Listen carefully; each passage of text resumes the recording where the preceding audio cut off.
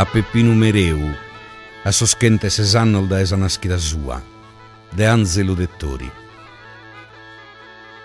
Ischia da emeda chi vis mortu o giovanu poeta, e mananadu chi infatu enuesti che vis boladu, a chelos de incantu e de pureza, inues arpadua donaresa, a seguidu a sonare, pro d'intender cantare che poeta in spiritu risortu.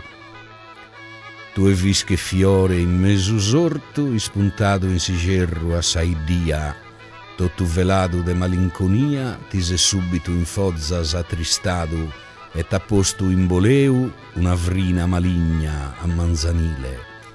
Fis ancora in edade giovanile commente canna urpina che la giughe suentu friga friga e la mugia d'indosso in costante percosso fino a schi de malores es consunta gairis es finidu in sagarena.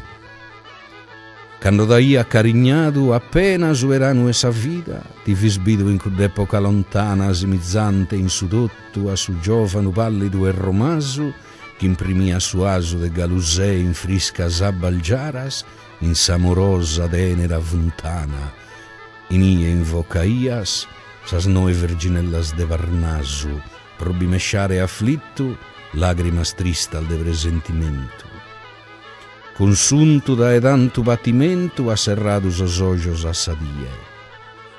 Ma due non fis mortu come temori in povero il mortales, se subito risorto cantende a boga istesa, subra de gussalosa ismenticada. Inie no si sunu vato rassos vermes ischivol dai ojos tuos, bas firmados os passos de sa giovana cas in vida amadu. Issa ba piantado un uviore e versado una lagrima, pentida de daer corrisposto in grato amore.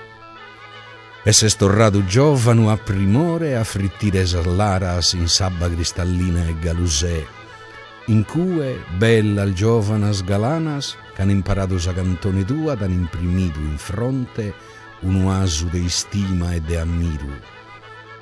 Custe sa vesta tua, tot in giru sa gente de barbaggia cas in coro, finas da e planarza e locutoro da e sanglona e da e sa costera, sono accudito spesende in saera canticos chi ti dana onore e fama. Tu ed onara, onora lu che mama a Peppinu chi celebra il risortu in custadie de solennidade, a un uvizzu chi no ha de date, ca vive in eterno essende mortu.